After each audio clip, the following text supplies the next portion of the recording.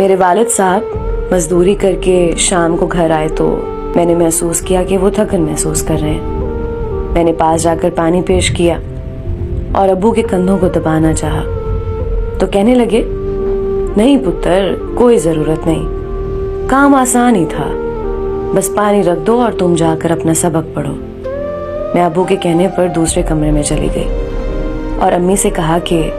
امی ابو کا خیال رکھا کریں، آپ تو انہیں بالکل ہی نہیں پوچھتی، جیسے وہ صرف پیسہ کمانے والی مشین ہے۔ امی نے منہ چڑھایا اور کہنے لگیں، تو میں کون سا گھر میں فارغ رہتی ہوں، میں بھی تھک جاتی ہوں اور سارے مرد پیسہ ہی تو کماتے ہیں، تیرے باپ نے کوئی انجینئرنگ تھوڑی کر رکھی ہے جو گھر بیٹھے کام کر سکتا ہے۔ میں امی کی بات سن کر حیران ہو کر اپنے کمرے میں چلی گئی اور سوچنے لگی کہ میرے گھر میں جو کھانے پینے کا سامان آتا ہے وہ ایک ایسا شخص لاتا ہے جس نے کبھی تھکن محسوس نہیں کی، اور اس کی بیوی اسے پانی دینے کو تیار نہیں۔ مجھ سے رہا نہ گیا، میں ابو کے کمرے میں گئی۔ ابو سو رہے تھے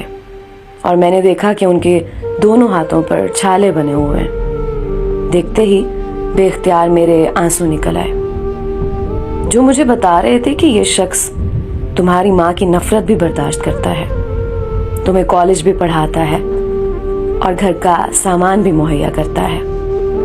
غمی خوشی بھی اس کے ذمہ ہے، لیکن جب گھر آتا ہے تو کہا جاتا ہے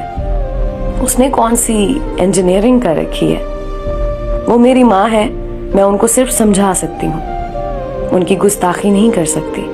لیکن یاد رکھیں باپ ہمیشہ گھنے سائے جیسا ہوتا ہے۔ اگر ماں کے قدموں تلے جنت ہے